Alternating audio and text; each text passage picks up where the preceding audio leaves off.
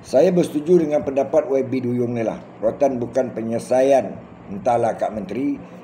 Kata YB Duyung, rotan adalah satu jalan yang baik untuk mendidik anak-anak. Saya sependapat dengan beliau. Iaitu mendidik. Bukan kita nak mendera, bukan kita nak menyakitkan anak murid. Tidak. Tapi mendidik. Mendidik mereka supaya pemikiran mereka terbuka. Kalau kita manjang rotan, ya tak boleh. Tapi mendidik. Kesalahannya apa? Sedangkan dalam Islam, rotan harus diguna untuk mendidik anak-anak. Kenapa kita tidak yakin?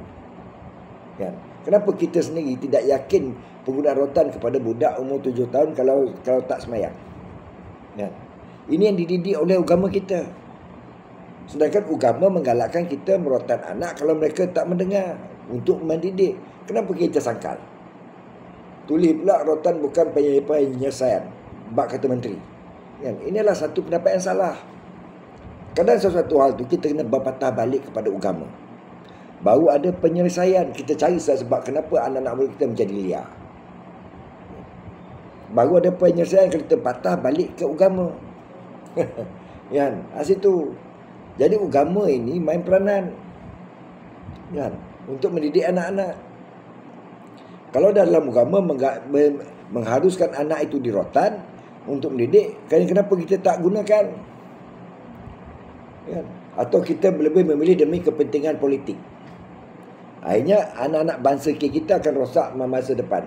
Ini saya nak bagi ingatlah kepada kaum mak bapak yang selalu depend anak dia mengatakan anak mereka tak bersalah ni.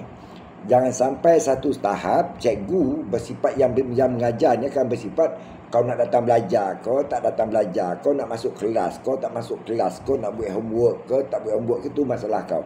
Kau nak duduk periksa, kau tak periksa, kau itu masalah kau, aku tak mau tahu. Janji aku mengajar, kau nak dongah, tak dongah, tak apa. Sebab apa? Cikgu dah tak nak takut nak buat ambil tindakan.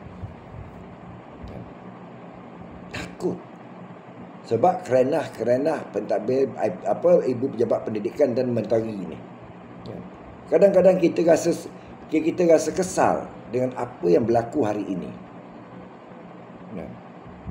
Ya.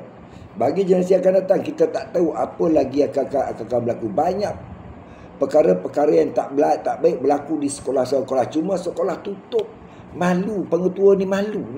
Takut sekolah mereka dikata orang. Malu. Sanggup menutup. Bila kita menutup sekolah, kita mengiyakan perbuatan mereka. Kan? Menjaga prestasi sekolah ialah mendidik anak-anak mereka berdisiplin dan menjadi pandai. Itu baru kita akan menjaga prestasi sekolah, bukan menutup keburukan mereka. Ini suruh guru minta maaf ke mak ayah sebab mau kata anak dia. Ini salah. Salah pendapat ni. Sepatutnya pengetua membela guru-guru ini. Walaupun dia rotan anak murid dia. Dan IPD, Ibu Pejabat Pendidikan Daerah, PPD, Pejabat Pendidikan Daerah ni kan, bela guru-guru ni, bukan suruh guru tu minta maaf ke keluarga mereka, tidak. Ini yang berlaku hari ini. Siapa cikgu tu cuba komen lah sikit kan, tak apa, komen je lah. Yang luahkan perasaan anda, tak perlu takut. Kadang-kadang menteri ni bukan botol warna dah kan.